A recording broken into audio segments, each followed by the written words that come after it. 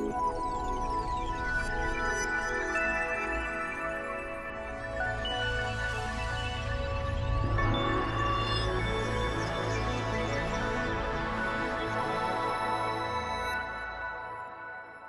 evening's panel discussion coincides with the launch of a new report on human flourishing, Holy Living, a new perspective on international development, is the culmination of a year-long research project by CAFOD, Tearfund, and Theos. Let me briefly introduce the report to you, which is available at the end of the evening without charge for you to read.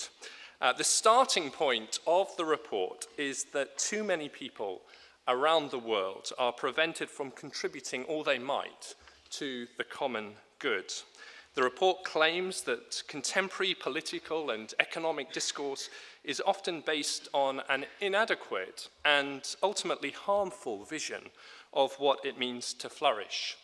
The report suggests that we desperately need to regain a fuller, more realistic vision of human flourishing, of humans as creative, productive, responsible, and generous beings, if we're ever to address the problems of poverty, inequality, and environmental degradation that threaten the world. Holy Living works from the premise that there's more to life and politics than economics. The report acknowledges that there's no such thing as morally neutral politics, that every significant policy has ethical content to it, and that our ethics reflect our view of the world.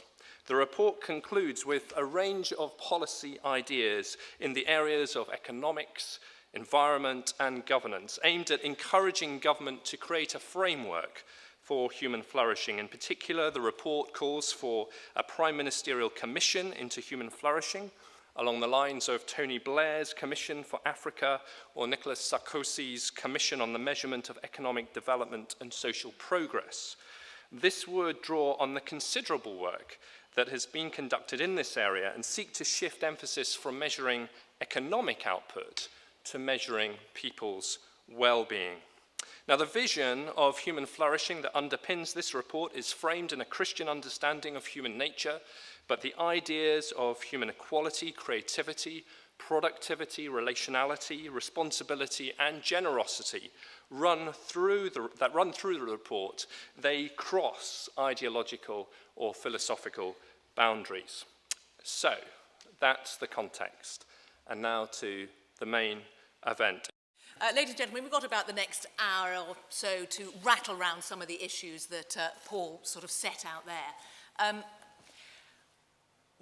You've probably heard this. I remember when I first heard that the Kingdom of Bhutan didn't have a GDP, didn't measure its success by gross domestic product. Instead, it measured it by the Gross National Happiness Index. I thought it was a sort of delightfully bonkers idea.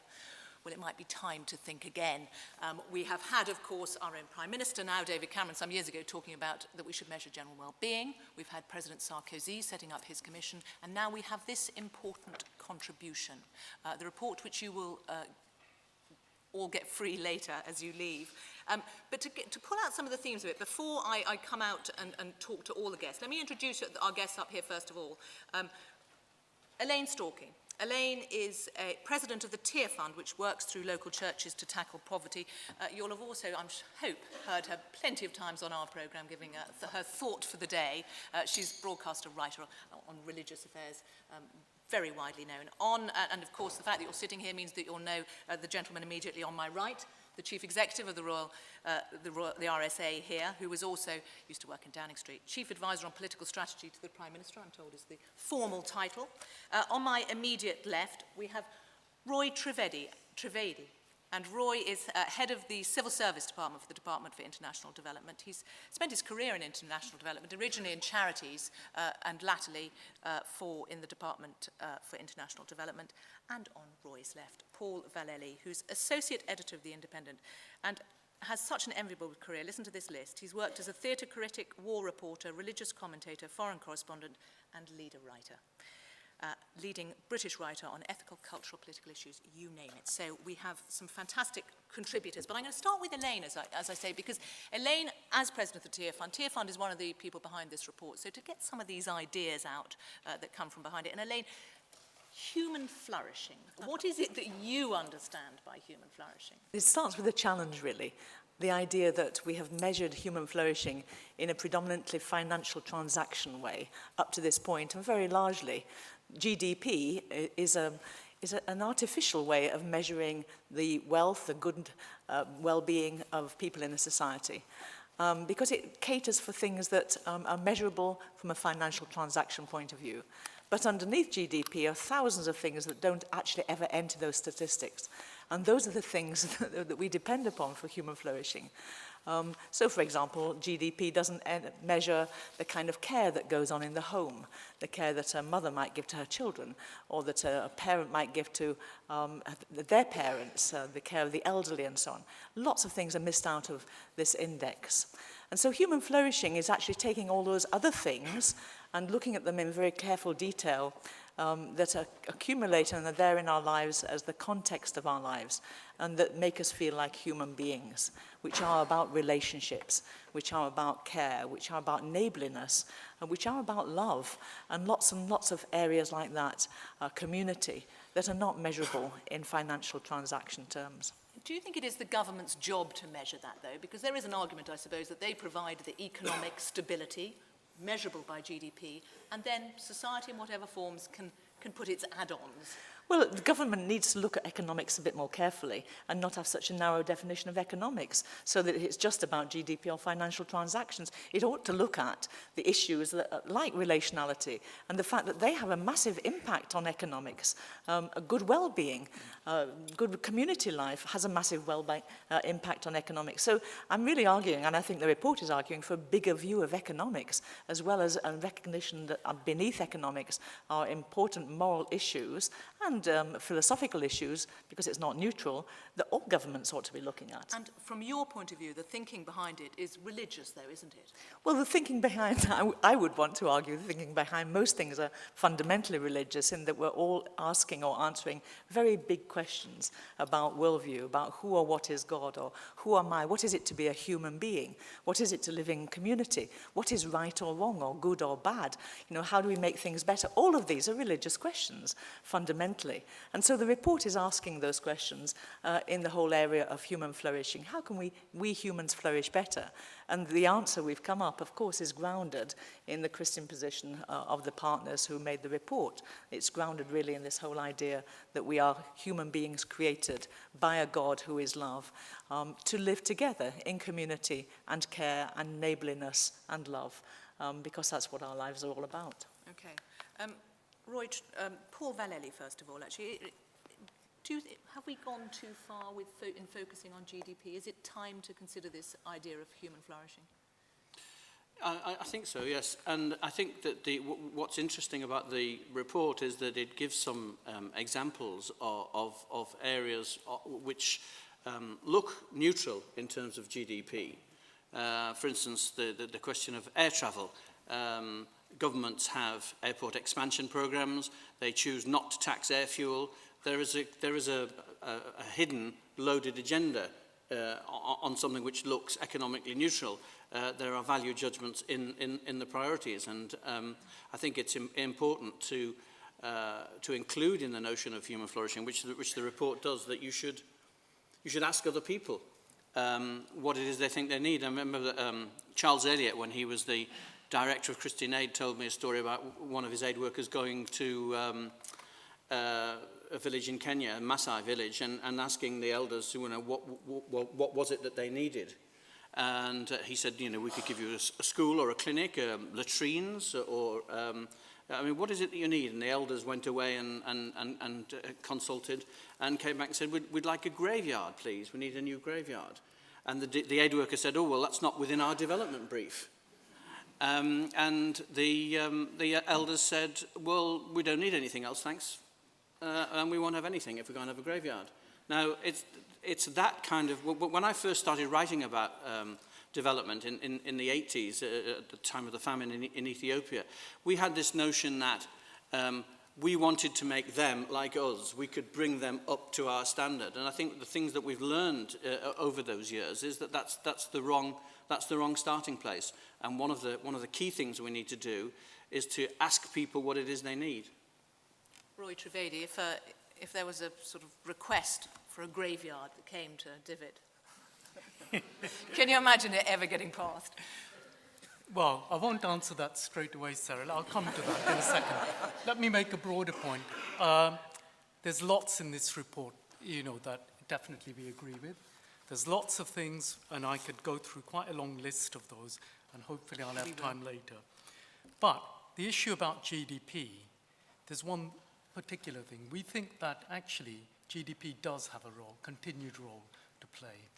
And it's not because it's the sole determinant of well-being. We know that GDP doesn't actually measure well-being as such. GDP measures the amount of economic activity within a country, within a region, etc. It's one important summary indicator. It's not the sole thing. You need lots of other things to go with it. And that's why, in the last few years, you've had government in the UK investing quite a lot of money on other forms of well-being. How could we measure them? And there's a group in Oxford and a number of other universities who are actually looking at this. Sabina Al-Khairi and the Oxford Human Development Group are looking at multidimensional measures of poverty and well-being. And that's really cutting-edge work, and it builds on some of the Sarkozy Commission's work as well. The issue about human flourishing, if you'd permit me. I think it is worth exploring further because, statistics by themselves won't tell you, whether people are doing well. And this particular lecture is about what is development. That was the title of it. Clearly, development is much broader than just poverty reduction. It is broader than just economic well-being. It's a whole gamut of other things as well. The difficulty is we need, as governments, we need to be able to find ways of measuring progress on some of these things. And often GDP and other measures of well-being are the ways in which we can try and address those things. In the last few years, the Office of National Statistics has invested hugely in building up a whole series of other measures of well-being in the way that Elaine spoke about. Other things that can add to GDP to give a broader sense of well-being overall. Okay, lots of ideas thrown up, and hopefully we're going to come back and drill down through some of them. But Matthew Taylor, your thoughts, first of all, on human flourishing and what we heard from Elaine. Well, I think if this was a Today programme debate, you might have to kind of sack your editor because we're too much in agreement. You're not going to get the lively debate that you might want. But I'll try and introduce an element of that. In broad, a bit more at home, if you in broad terms, I have enormous sympathy for this argument. The RSA has at its heart a kind of idea of sustainable citizenship. So the ideas that drive for this organisation's mission are the idea that there is, as it were, a gap between the kind of aspirations we have for society and the society we're likely to create if we carry on thinking and behaving as we are at the moment. So we argue that citizens need to be more engaged, more self-reliant, resourceful, and more altruistic if society is to flourish. And because of that, we're very interested in a fascinating array of evidence around human nature that has emerged in the last 20 or 30 years, so that neuroscience and social psychology and behavioral economics has taught us that we're idiosyncratic, we're irrational, we're sometimes simply mistaken. Sociology has reminded us of the importance of social norms and social networks in shaping our behavior. And anthropology, evolutionary psychology, studies of very young children have shown how deeply embedded in us are feelings of altruism, the desire to collaborate, indeed moral instincts. So that's kind of where the RSA comes from. So this is grist to the mill in relation to that. However, knowing all sorts of different perspectives, because we have 150 lectures here a year, I think it's worth saying what I know would be the objections to people who would want to object to this. And I think that they would be very simply this. I think there are three positions here. The first would be the position which someone like Matt Ridley, who's just written The Rational Optimist, would take. And Matt Ridley would say, people pursuing what they want as individuals in a society which really values things by what people are willing to pay for is why it is we're richer than we've ever been before, healthier than we've ever been before, and why it is an awful lot of people, I think 1 billion people, have been lifted out of poverty in the last 20 years, which is the fastest reduction in poverty the world has ever seen. This stuff's for the birds. Just let people do what they do and buy what they want to buy, and the world will become a better place. And by the way, problems like sustainability will be solved in the same way we've solved all other problems through markets and technology. That's the first position. I'm not saying it, don't you? You're going, oh my God, horrible man. The second position is this position, which is to say that if you embark upon a particular view of development, that you will be stuck on a path which will lead you to certain kinds of outcomes which will be highly problematic. And also there are all sorts of externalities about this narrow view of development which are generated by it. The third view, of course, the pragmatic, boring view, is, well, it's a bit of both. As we know from happiness studies, there's no correlation between happiness and well-being above the average income. Wealth. Between wealth and well-being. Below average income. Above average income. But below average income there is. So until you get to the average in your country, or in your country, then as you get richer, you get happier. Then you get to the average, and that correlation breaks down. So the third position is, actually you should focus on kind of quite crude and simple models of economic development until you get to a certain stage, and then we can be the kinds of people who have these kinds of concerns. Okay. As we're not in the Today programme, what is Matthew Taylor's view of it then? Because I suspect from what you've read and said that you agree with what, for entirely different reasons, because you're an atheist, you agree... What? Well, as I understand it, Yeah. that from a different starting point you come to the same atheist who conclusion. respects faith. I don't want to take it too much time. I mean, No, we don't need to. You can just say yes.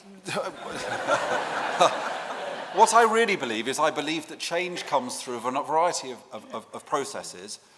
There is change driven by shared values, by commonality, a kind of egalitarian view of change. I believe change is driven by hierarchy, by rules, by strategies. I believe change is driven by individualism, by people just doing what they want to do and pursuing it.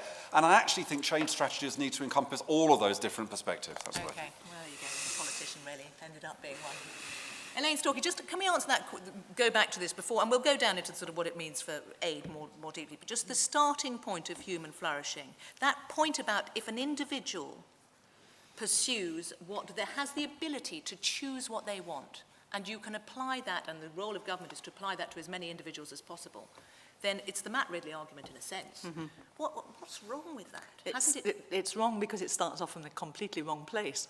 It starts off by assuming that human beings are self-sustaining, autonomous, self-interested individuals. I mean, that's the philosophy behind it. If you like, that's the theology behind it. Because it's not a neutral position. It starts from making an assumption about the nature of human personhood, and that's what it is. And therefore, everyone is an individual maximizing their own profit and their own self-interest and their own happiness factor and so on. And somehow or another, either by the invisible hand of Adam Smith, and of course Adam Smith didn't just say that, he put it in a much more moral context, or by some other magical means, society will evolve in this incredible way where everybody's looking after one another and they're good neighbours. Now actually it doesn't happen, and I think Matt Ridley is profoundly wrong. We might be richer than we've ever been before, but we've also got higher levels of breakdown, relationship breakdown, depression, suicide. We've got just about every social evil we can think of, and you've got to take all of that into consideration as well as the fact that we're better off. So I think that what's wrong with that position is it's starting from the wrong starting point. And when we look at the starting point that we're suggesting in this report, which is to say that actually there's something else about human beings, something else about our need for intimacy, our need for relationality, our need to be connected with other people, our need to be concerned about the welfare of others. And that's also deeply seated within us, and already Matthew has pointed to that. We can't therefore build a whole edifice on the first one if it's wrong. We need to take the second position and start looking at what will social policy look like, what will development policy look like, what will human flourishing look like if we go for the second. And that's what this report is trying to do, and I'm wholeheartedly with it. Okay, Paul Vallely, we heard Matthew make the point about how many people have been pulled out of poverty and the effect, the success of development. Are those sort of stats right, or do we have I don't know, a view that isn't quite right. When you take China out of the equation, for example, it doesn't look so good. Well, the stats are, as Matthew said, a bit right and a bit wrong. It's one of these middle positions. Yes, a lot of people have been lifted out of poverty internationally, but as you say, and as the report says, if you take China out of the statistics, you find that poverty internationally has increased slightly. Having said that, there have been huge advances in, if you look at the area I know best, Africa, if you look at the number of kids who go to school, the number of healthcare facilities that there are, the amount of antiretroviral AIDS treatment that there is now that there wasn't 10 years ago. Improvement. So one of the things that I think that is important in this debate is to keep a sense of balance, not to go with the woe, all is doom, it's a waste of time, it's all corruption, let's not bother argument, but also to be realistic about you know what is achievable. And I think Elaine is right, but I don't think you need to be quite as radical as Elaine is being to see what's wrong with Matt Ridley's argument, because Matt Ridley is saying, yes, we're happier, yes, we're healthier, but on his own terms, the point with which Elaine ended about family dysfunctions, about overwork, about the consumerist way that we try and satisfy spiritual urges through all of those things are self-evident. And one of the things I think is important about this report, because it comes from church organisations, is that, I mean, one of the Tier Fund mission statements is that it tackles spiritual as well as material poverty, and the spiritual poverty here as well as elsewhere, perhaps more so. Okay, and that is something we're going to get into, but I want to turn and focus on the international situation, on as far as international aid and development are concerned. And Elaine, I don't know if perhaps you want to comment on this. What themes you think, as far as international aid and development are concerned, should be most focused on in the report? What are the headlines from the report on that? I think, again, the headlines are that we have to have a bigger compass. We also learn a lot from our partners, certainly Tier Fund does, from our overseas partners. So we have to ditch the old idea of development, which is really, it's about the West or the North telling the South or the undeveloped countries how to live better. You know, we've got the answers, you've got the problems, we'll just ship these answers over to your problems and all will be well. That's thankfully largely gone from the world of development, but there are some of the residuals still kicking around. So I think the first thing is that you actually listen in the way that we've already heard from the panel members, listen to what partners are saying. Find out what their actual needs are, what they understand to be their situation, so that already you're fulfilling the relational goal when you're doing that. Tier Fund often does that through local churches because, unlike in the UK, the church overseas is massive. I mean, it's one of the biggest social organisations in most of African countries. And so, therefore, if you're tapping into the local churches, you're tapping into millions and millions of people worldwide who've all got views, who've all got communities, and they've got families and so on. They know what it is that they need. So, again, it's working through spiritual organs or through organisations that are already there, that are proven, that know what they're doing, that understand the situation, and it's working with them. So it's trying to find out what human flourishing means in the context in which you're serving people, and then working together in partnership on this. And to just give an example, I've been to Ethiopia recently, where we're trying to do a very strong economic project. In a number of places outside Addis Ababa and up in the hills, we're working with some of the poorest communities in Ethiopia, and they've got virtually nothing. And we're working with trying to have a savings scheme, and it's really quite a capitalist scheme in a curious kind of way. So we encourage groups of people to get together. Predominantly they've been women. Women's collectives come together from the local community, and they all pledge to save £1 a day, which is virtually nothing, 5p, £1 a week rather. And that's about all they can possibly save. Somebody acts as the banker. The whole group saves £1 a week, and it does this for about 3 months, and then they've got a rather lot of money in the bank. Then they can start lending it to individual members of the group so that they can actually have their big business dream. Somebody wants to buy seeds so they can plant and sell the produce. Somebody wants to buy a machine or sowing things so that they can construct textiles or whatever. Amazingly, after 4 years, this has actually brought so much energy, so much economics, so much wealth into that community, wealth by their standards, not by ours, but it's brought much bigger things too. And when we've gone around all of these little self-help groups and said, what did you get most from this? It's not the economics. I mean, they're very pleased that now they can educate their children, and actually some of them are sinking wells and buying into sanitation projects, but what they've got most is the community, the non-competitive, mutual relationships within that group, and the knock-on effect on their marriages, knock-on effect on women's empowerment, and knock-on effect on the whole community. Let me get Roy Trivedi to respond to that. I mean, the idea of that you should listen, work through churches, and then we have a microfinance scheme. I bet you're going to say you're doing all that already. Oh, Sarah, look, firstly, Matthew already made clear, we've lifted, in the last 25 years, we've seen a major transformation in the world. 500 million people have been lifted out of poverty. That is quite phenomenal. We've never had that throughout history. So firstly, you've got to look at, what's working already. Okay, that's the first set of things. Clearly, some things are happening, and some types of development is taking place. But the report rightly points out that, we're still living in a really unequal world. That the way in which the world is constructed, power relations, etc., there are many more people still in poverty, 1.4 billion people still living on less than $1.25 a day. There are lots of people going hungry to bed, there are people dying, etc. So there's a massive economic development challenge. But even if you manage to provide the basic level of income for all of those people, there's a bigger question, a philosophical question. What is that really development? And that's the question that Elaine is asking. Now, the set of policy prescriptions in the report, actually, most of those things are to some extent happening already. Let me just run through a few of those. The report talks about listening to people. I think most official aid organizations would argue that actually we do quite a lot of that already in all kinds of ways. Many people in this room will know that the World Bank supported a major piece of work listening to the voices of the poor in 2000. It was the largest ever piece of work actually talking to poor people and finding out what their needs were. There are plenty of other examples on that. There's a whole set of things around improving trade, which the report also recommends. So did you read the examples they cited and think we're doing this? No. What I thought was there are many things we are doing. What the challenge for us is what can we do better still?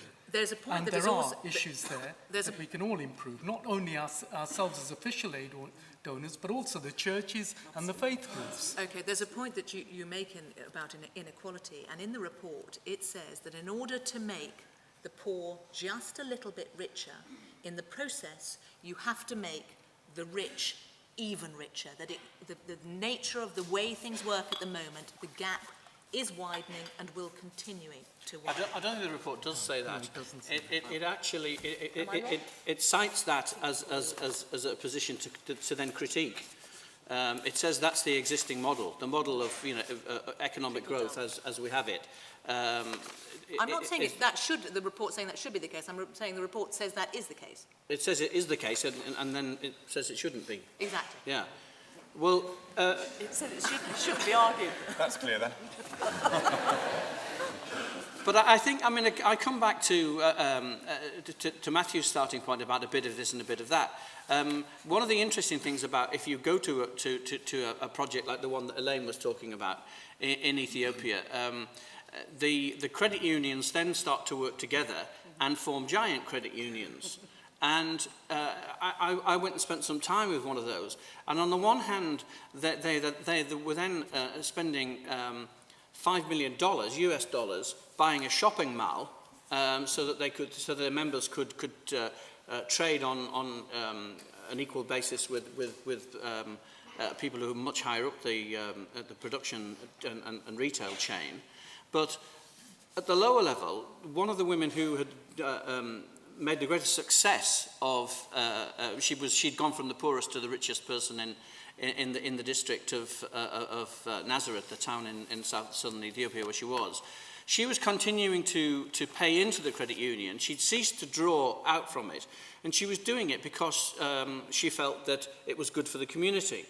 Now, what you see there is the kind of the wealth creation, and quite aggressive in capitalist terms, but also this sense of social solidarity, which I think is missing from our model of human flourishing and our model of doing economics. So there's another example in which they are doing something which is actually better than what we're doing. We can learn from them. But what I'm trying to get to the bottom of is what we should be doing to help in terms of international development that isn't already being done, that is being proposed in this report. Well, I mean, in one sense, the church has been preaching to the converted for 2,000 years because it works.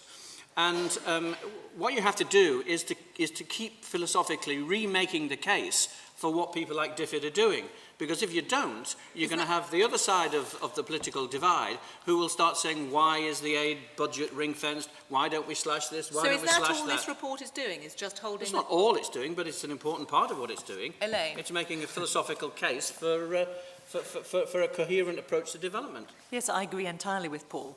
And it might sound as if somehow or another there's a wedge between the NGOs like Tear Fund and CAFOD and Diffid. That's not at all the case. I mean, we're not trying to present that, and that's not what the report is saying.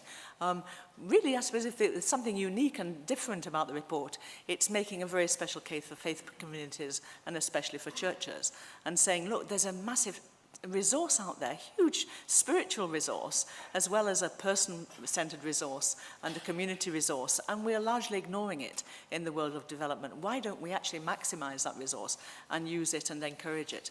And also there is a message to faith people themselves. I mean, there is a message to Christians in the report, because it's not always a one-way story. There's an awful lot of people who don't feel that this is any part of their Christian vision, because they're too inward-looking or introspective within the churches. So it's a challenge to the churches as well. So it's a challenge, but the challenge to government is to use the churches. Roy Trivedi.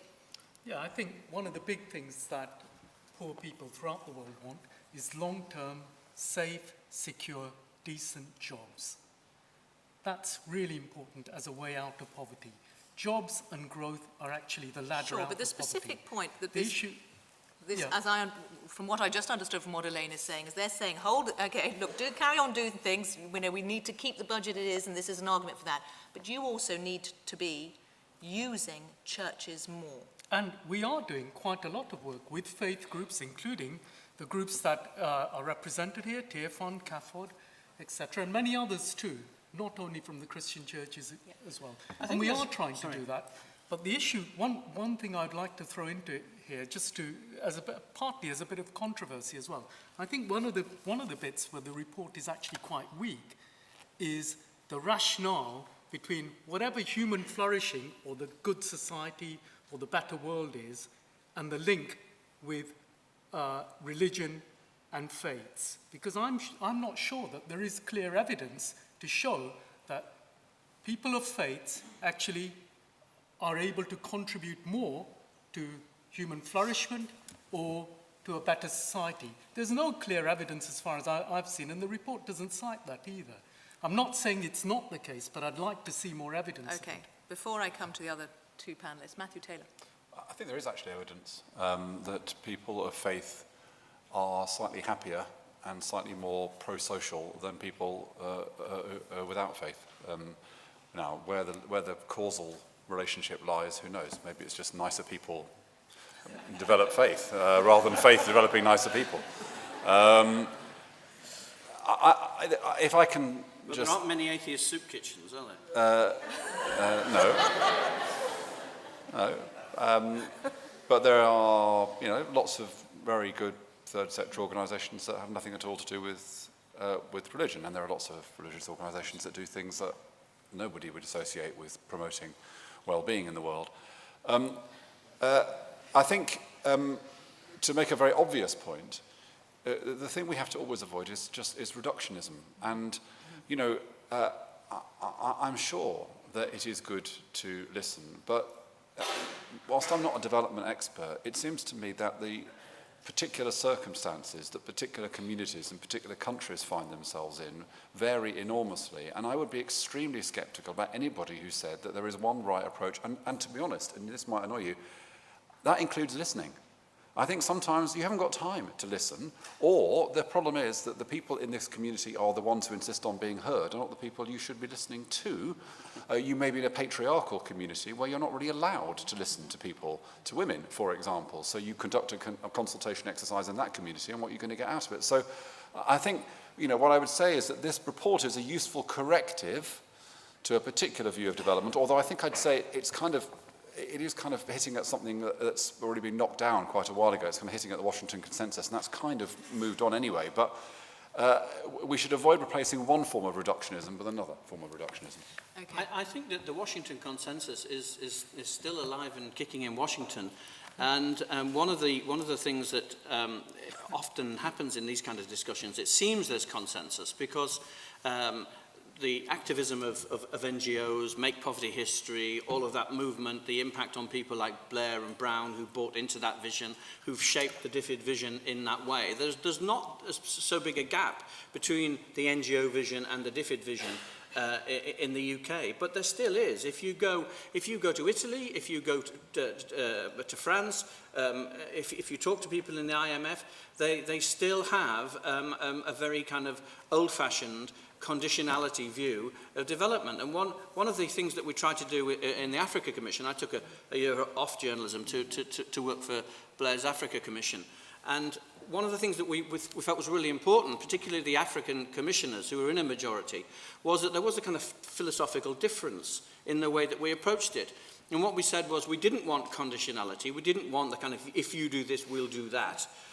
We wanted some kind of partnership which was based on mutual respect, in which the Africans said, well, we're going to sort out governance, we're going to sort out corruption, we're going to get more transparency, we're going to empower civil society because it's the right thing to do. And the West would say, well, we're going to stop some of these perverse trade practices which arrest development because it's the right thing to do. And there was no kind of quid pro quo about it. Now, that was in it, but both Meles Zenawi, the Prime Minister of Ethiopia, and Michel Kamdasu, who was former head of the IMF, both of them said, this is a radical new way of thinking about development. And it's trying to insert that kind of philosophical framework into the way that things are actually done when the deals are made in back rooms in Italy and in Washington, that we're trying to do. And so that's why, although there's consensus on the panel, there certainly isn't consensus out there in the rest of the world, and we have to keep making the case for this approach. Okay, let's move on now, because I'm sure we'll come back to it in various forms, and certainly when we open up for questions. But I want to move on to what it means domestically, because it's something that Paul raised. Look, here we are saying to the world, we're going to give you aid, and this is with the measurement. But what about the human flourishing in the UK? Elaine Storkey, what lessons should we learn from what is in this report? Oh, gosh. I think we can learn that when we have yearned after mammon, to put it in kind of Christian terminology, we end up by being enslaved by it. And I think the key thing for our country really is to have some kind of way of assessing where we are as a nation, where we are as a society and a community, and what our values are. And I'm sure that we'll find they're all over the place, but I know that in the research I did, I was part of the Templeton Foundation last year, and we did quite a bit of research on looking at people's motivation, what people valued most about their lives, what people valued least, what their aspirations were. And actually some very strange results came up. And far from people really just wanting to be wealthier, which I think most people think is the answer, most people really wanted lives that were actually much more fulfilled in terms of relationships, in terms of intimacy, in terms of closeness, in terms of people loving them and actually wanting them to be around. A lot of people wanted more time, time just to chill out, to be themselves, to grow, to flourish, and all those things. So I think we probably do need to start taking our temperature a little bit more as a society and looking at the patterns of overwork and overconsumption and waste and even the way in which we continue to abuse the planet. And I know that we're far better than many other countries, but we mustn't sit on our laurels here. Just to quickly go back to the point that we raised earlier as to whether people of faith are actually happier or better or more moral. You know, we're all sinners. I mean, Christians are sinners, Jews are sinners, Muslims are sinners, Hindus are sinners. Everybody suffers from the fundamental ubiquity of human sin. So, of course, we're all going to get screwed up in different kinds of ways, and religion isn't going to make any difference to that. We're going to carry on making a mess of things. The point that the report is making is not that Christians are morally better and therefore can provide the answers, is that actually, if you start to look at a theological perspective, which defines who we are and looks at society and looks at the aspirations of our humanness in society, we come up with something that's fuller and better and more enriching. Matthew. I think there is now a healthy debate, which you can see in various places. The big society is part of this debate, which is recognizing that what exists in society, which is not in the state and not in the market, is more important than we have tended to think of it as being. David Halpern wrote a very good book last year called The Hidden Wealth of Nations. It explored this, the stuff which exists outside conventional economic activity and conventional state activity. And I think we do need to attend to that. It is fascinating, for example, that the Danes are the happiest people in the world, and it appears to be that the reason they're happiest people in the world is that when you ask Danes what makes them happy, they say love. Whereas the Romanians, I think, are the most unhappy people in Europe, at least, because when you ask them what makes you happy, they say money. We're about in the middle, and we say law and order. It's also true that the crime rate in Denmark is more or less the same as the crime rate in Britain, but we are 7 times as worried about crime as they are. But so these things genuinely condition. Actually, fear of crime is more important than crime in terms of overall well-being. So these things are genuinely important. And I think that one of the interesting things that's come out of this, one more sentence, very interesting things, is a new kind of politics that's emerging, which combines the kind of concerns about social justice that you associate with the left, but also concerns about social fabric, which you might more associate with kind of social conservatism. So there's a kind of recognition that norms and institutions matter and that we should possibly respect them more and understand that they have grown up around us. A fantastic Oxford academic called Avner Offer, who writes about, this is relevant to the development debate, he writes about the impact of affluence. And he basically says that human societies develop mechanisms, he calls them commitment devices, which protect us from certain aspects of ourselves, our short-termism, our idiosyncratic nature, our acquisitiveness. So the welfare state, the family, the church. These are things which have grown and developed because they help society to flourish despite the fact that we have brains which haven't terribly evolved to be in a complex society like this. And what Offer argues is that in the 60s and 70s, when we became more affluent, we basically thought we don't need these things anymore. We no longer need the protection of long-term family stability, of the welfare state, of high levels of church attendance. We can kind of get by on our own just by doing our own thing, because look how successful we're being. And actually, it turns out that doesn't really work, and that leads us into the situation where the correlation between wealth and well-being breaks down. So I think that there is an interesting debate, and I have heard John Cruddas, for example, on the left, talk about the need for the left to think about social conservatism as an important value on the left, and other thinkers as well. And so this, I think, reflects this debate, and it's good. It's good that it's happening. Do you think, I just want to ask you about, because David Cameron, of course, came up with general well-being at one stage and dropped it, and we didn't hear from it again, but now we hear of the big society. Do you think they are sort of, do you think he likes them? I think general well-being just seemed a bit kind of fluffy, and I think the big society can seem also extremely fluffy. But look, I'm a kind of champion, I'm a supporter of the big society. And I think that I saw David Cameron speak in Number 10 a few weeks ago, and he said something incredibly significant. He gave the usual instrumental arguments for the big society, that, you know, public services won't be there, we should all step forward, blah, blah, blah, all important. But he also said, towards the end of his speech in Number 10, the other reason we should give back to society is that giving back to society is the secret to living a full and rounded life. Now, that is a huge shift from kind of Thatcherist, views. So there is a kind of emerging consensus. I think general well-being gets you into kind of narrower kinds of debates, and it leads you into kind of dead ends about, well, you know, what do you take out of GDP, what do you put in?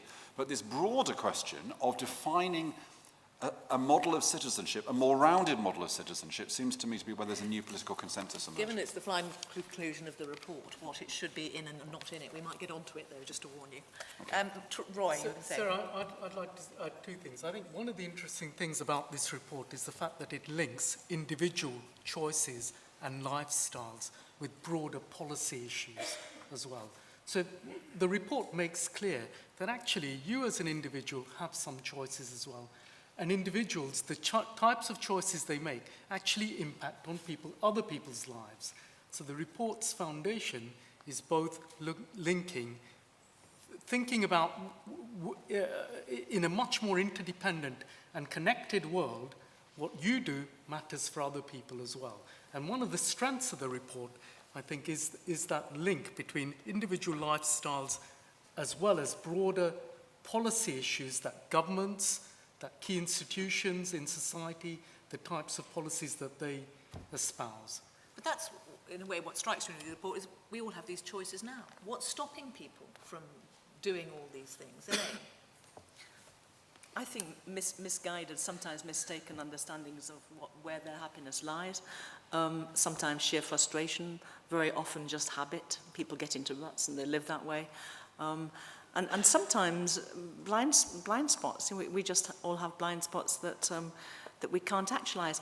There's also, I think... There's also an incredibly powerful ideology driven by advertising and commercials. Yes. That buying things makes you happy. And yes, we are subject to yes. those messages day in, day out. And we don't realise how brainwashed we are. I mean, if you think about it, every 15 minutes on television, somebody comes in and tells us it's blessed to consume. And that's pounding. It's blessed to consume every 15 minutes. Now, if a Christian had access to the airways every 15 minutes and said it would be wonderful if you believed in God and came to God for forgiveness, everybody would scream and say, you know, this is brainwashing. And yet we sit there and absolve it from all of the advertisers. Okay, but that, which leads me on to the next thing that strikes me with this report, is how ambitious it is in wanting to turn over and change the whole way that society is working at the moment, rightly or wrongly. But values do change.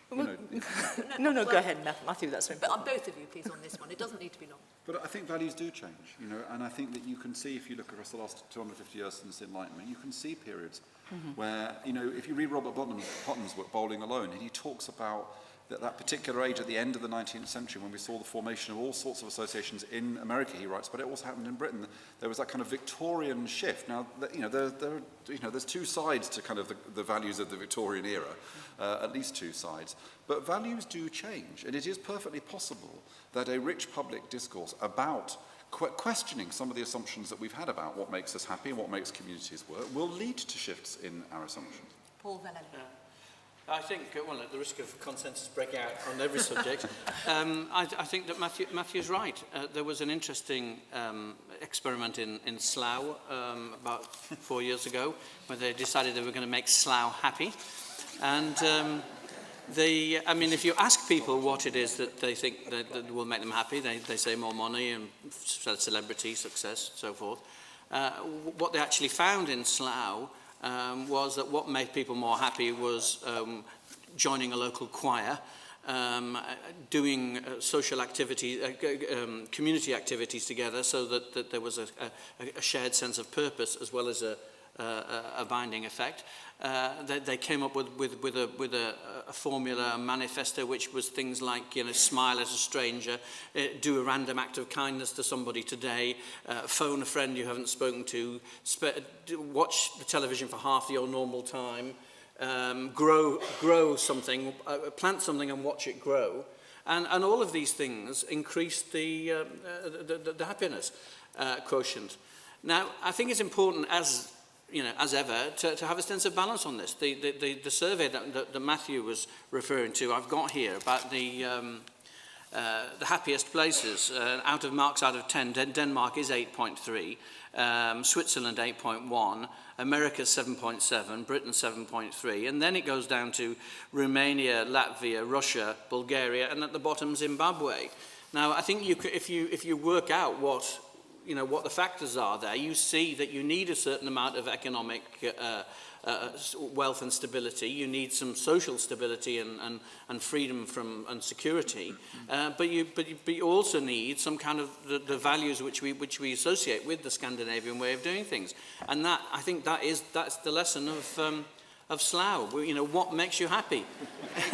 Now listen, we're all very aware when we're unhappy, but we're very rarely aware when we're happy. And if you kind of seize those moments, I mean, I was happy last weekend. I went away for the weekend. I stayed in a perfect hotel. I went to see a fantastic show. I was with my wife and child, and he'd brought a friend of his. So we walked on the cliffs at the seaside. And I thought, why am I happy? And I thought, well, I'm happy because I've got enough money. I've got enough time. I've got people to share it with. aren't you happy here and now? So I don't like happiness. I just want to say this. That's why I chose West Bromwich Albion as my football team. No, I don't like happiness because I think we have to be very careful about it as a concept. Actually, I think it's a bit anemic, and I think it's not. I mean, there are lots of things that we can look back on in our lives which we were not happy during, but which we're really, really glad happened to us. And probably, if we're sinners, there are things we can look back on in our lives when we were very happy and we rather regret. Although not many of them happened in Slough, in my case. So I think we've got to be a little bit careful about this happiness idea. Okay, which brings me on, because we've got to come back to questions. I must come back on that because what I was going to go on to say was that the lesson of the happy moment is then to say, why can't everybody have this kind of moment? And when you think about what it is that constrains that in other people, and what you then develop a kind of sense of social responsibility, a sense of the need of solidarity so that other people can have that. And then you start to think, how does that constrain my freedom? You know, is there any of this happiness which I'm getting at the cost of other people? And when you start to do that, the other key theme, which we haven't mentioned in this report, is the common good, which comes from Catholic social teaching, from the Cathode end of things. And the common good is about placing yourself in relationship with other people. And it's more than kind of protecting minorities. It's about common flourishing. And that is why happiness is not just about me. It's about how I fit into other people's happiness. Your weekend wasn't at the expense of anybody else, was it? Well, we drove to Aberystwyth, which took 3 hours of petrol consumption. So, you know, it was, yeah. Okay, look, just quickly. The final conclusion in this report is we propose that there should be a high-profile Prime Ministerial Commission into human flourishing.